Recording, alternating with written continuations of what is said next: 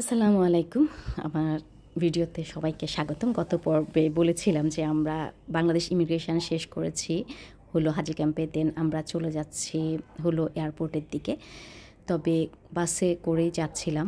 এয়ারপোর্টের দিকে যাওয়ার সময় খুব মন খারাপ লাগছিল মানহা ইন্তিসারের জন্য। ওদেরকে আসলে কখনোই এভাবে আমি রেখে কোথাও যাইনি। যার কারণে ওদেরকে অনেক বেশি মিস করছিলাম। এয়ারপোর্টে ঢুকে আমাদের চেকিং শেষ হলো। এরপর আমরা লাইনে দাঁড়িয়েছি। আসলে হাজিদের জন্য আলাদা করে আমরা যেহেতু সৌদি ইমিগ্রেশন এখানেই শেষ করব, দেন আমাদেরকে ওদিকে একটা স্পেসে নিয়ে বসালো। কিন্তু আমি এর মধ্যে বেশ ক্ষুধার্ত ছিলাম, কারণ 12টার বেশি বাজে।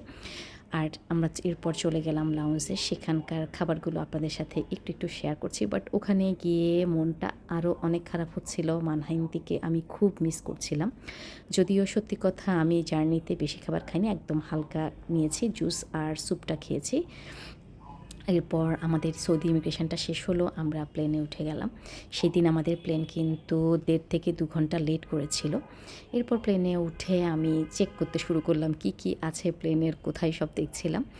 আর সত্যি কথা হচ্ছে আমার ছেলে মেয়েকে রেখে এই প্রথম আমার এত সময়ের জন্য কোথাও যাওয়া। যার কারণে ওদেরকে আমি পুরো প্লেন ছাড়ার পর থেকে আমার খুব কান্না পাচ্ছিল, কান্না করছিলাম। কারণ আমার বাসার ছাদ থেকে প্লেন দেখা যায়। আমি জানি না ওরা ছাদে কিনা, যদিও হয়তো অনেক রাত হয়ে গেছে, ওঠাটা ঠিক হবে না। এত মন খারাপ লাগছিল ওদেরকে ফেলে যেতে। আর প্লেনের খাবার দেওয়া হলো, অ্যাপেল জুসটা দেখে আরও অনেক মন খারাপ হচ্ছিল, কারণ মানহা ইন্তির আমাদের সবার অ্যাপেল জুস খুব পছন্দ। প্লেনের খাবারের মধ্যেই স্টিম ভেজিটেবল যেটা হয় সেটা আমার অনেক ভালো লাগে। সেদিন আমি মাটনের কোনো রাইস আইটেম নিয়েছিলাম। খাবারটা বেশ মজা ছিল। এরপর আমরা সকাল 7টার দিকে পৌঁছে গেলাম জেদ্দা। কিন্তু জেদ্দা আমাদের যেহেতু ইমিগ্রেশন হয়ে গেছে, কোনো ঝামেলাই ছিল না। আমরা মক্কা যাওয়ার জন্য বাসে উঠে গেলাম। আজকের ভিডিওটা এই পর্যন্তই। নেক্সট টাইমে শেয়ার করব কি দেখেছি। কেমন লাগলো জানাবেন। আল্লাহ হাফেজ।